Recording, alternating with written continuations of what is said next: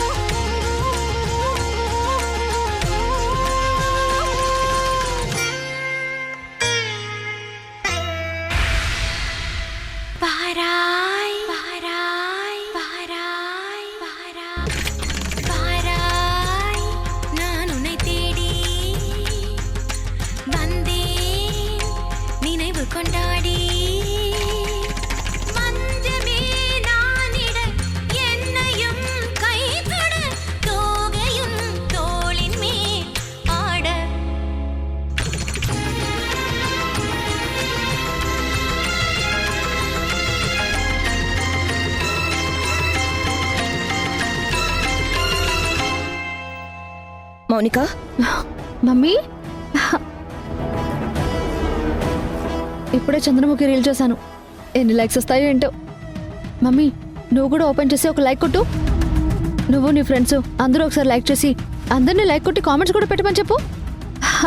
ఈ సిచ్యుయేషన్ లో కూడా నీకు రీల్స్ చేసుకోవాలనిపిస్తుందా? ఏమైంది మమ్మీ? అరే వచ్చిన సంధ్య నోరు మూసుకుని చేతులు ఉప్పుకుంటూ వెళ్ళిపోయింది.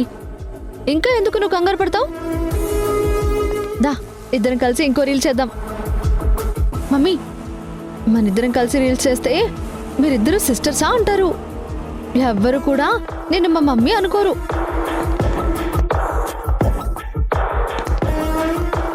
అబ్బా కాస్త నవ్వు మమ్మీ. ఫేస్ అలా సీరియస్ గా పెట్టకు. నీ బావ నీకు దక్కడు మౌనిక.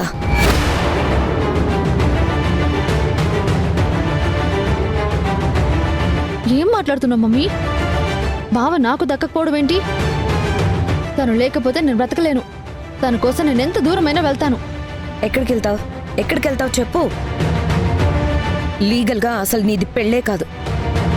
రాజేష్ నీ మెడలో కట్టిన తాళికి విలువే లేదు. మమ్మీ ఏంటలా మాట్లాడుతున్నావు? సంధ్య కూడా కాంప్రమైజ్ అయ్యింది. పిచ్చిదానా? ఏం కాంప్రమైజ్ అయింది? సంధ్య వింధ్య కోసం ఏదైనా చేస్తుంది. వింధ్యకి చిన్న హాని జరిగితేనే పరిగెత్తుకుంటూ వస్తుంది. అలాంటిది వింధ్యకి రాజేష్ దూరం అవుతున్నాడు అంటే తట్టుకోగలదా? అసలు మౌనంగా ఉంటుందా? అదేంటి మమ్మీ? అవతల ఉన్నది సంధ్య. వింధ్య కోసం అవసరమైతే ప్రాణాలు ఇస్తుంది, ప్రాణాలు తీస్తుంది. అంటే ఇప్పుడు అసలు ఏం చేస్తుంది? నన్ను చంపేస్తుందా? నిన్ను నన్ను కాదే, నీ ఆశల్ని చంపేస్తుంది. నువ్వు సంధ్య మౌనంగా వెళ్ళిందని అనుకుంటున్నావు. కానీ మౌనంగా వెళ్ళిన సంధ్య ఎట్టి పరిస్థితుల్లోనూ కామ్గా కూర్చోదు. ఈ విషయం వింధ్యకి తెలిస్తే వింధ్య ఏమైపోతుందో అన్న ఒకే ఒక్క రీజన్తో నిన్ను నన్ను వదిలేసింది. కానీ సంధ్య ఊరుకోదు. చూడు, పులి ఒక అడుగు వెనక్కి వేసిందంటే 10 అడుగులు ముందుకు వేస్తుందని అర్థం. మమ్మీ నువ్వు నీ అవుట్డేటెడ్ వాట్సాప్ కొటేషన్స్ చెప్పకు. పులి సింహం నక్క అని. ఇప్పుడు అది పులి అయితే మనం నక్కలా? ఇలాంటివి నేను చెప్తాను 100. ముందు నువ్వు పాయింట్కి రా. పిచ్చిదానా? నేను ఎగ్జాంపుల్ కోసం పులి సింహం అని వాడుతున్నాను. సంధ్య అనుక్షణం నీకు నాకు ఎలా చెక్ పెట్టాలని ఆలోచిస్తుంది. అంతెందుకు, సంధ్య వల్ల 6 సంవత్సరాలు జైలుకు వెళ్ళావు. అయినా బుద్ధి రాకుండా ఇలా రీల్స్ చేసుకుంటూ కూర్చుంటే మనంత దద్దములు ఎవ్వరూ ఉండరు. మమ్మీ నువ్వు అలా తిట్టకు. ముందు దీనికి పరిష్కారం ఏంటో చెప్పి చావు. చెప్పడానికి ఏం లేదు. మనం వెళ్ళి వింధ్యకి నిజం చెప్పేయడమే. ఏం మాట్లాడుతున్నావు? నిజం చెప్తే వింధ్య ఊరుకుంటుందా? అక్కడే మనల్ని చంపి పాతేస్తుంది. నేనంత ధైర్యం చేయలేను. అయినా నువ్వు ఇలాంటి పిచ్చి పిచ్చి సలహాలు చెప్పకు. పిచ్చిదానా? ఇప్పుడున్న పరిస్థితుల్లో సంధ్య ఏదో చేయడానికంటే ముందే వింధ్యకి నిజం చెప్పాలి. వింధ్య డిస్టర్బ్ అయిపోవాలి. వాణి వదిన కూడా డిస్టర్బ్ అయిపోవాలి. ఎవరు చేస్తారో ఎవరు బ్రతుకుతారో మనకు అనవసరం. కానీ నీ మెడలో తాళి కట్టింది రాజేషే అన్న సంగతి వాళ్ళకిప్పుడే ఈ క్షణమే తెలియాలి.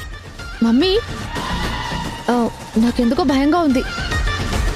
ఆవేశంలో ఉన్నప్పుడు నిర్ణయాలు అస్సలు తీసుకోకూడదు అంటారు. నా మాట విను. నువ్వు ఇంకా ఆలస్యం చేయకుండా వెంటనే బయలుదేరు. వాణికి వింధ్యకి రాజేష్ ని మెడలో తాళి కట్టాడన్న విషయం తెలియాలి. మమ్మీ వద్దు, నా మాట విను మమ్మీ. చెప్తే చాలా ప్రాబ్లం అవుతుంది. చెప్పకపోతేనే ప్రాబ్లం అవుతుంది. సంధ్య నీ మీద కోలుకోలేని దెబ్బ కొట్టే లోపే నువ్వు అలర్ట్ అవ్వాలి. లేదంటే మొన్నట్లాగా 6 ఏళ్ళు కాదు, ఈసారి 16 ఏళ్ళు వెళ్తావు జైలుకి. ఆలస్యం చేయకు, వెళ్ళి జరిగిందంతా చెప్పే. రాజేష్ ని మెడలో తాళి కట్టాడని చెప్పు. సరే మమ్మీ.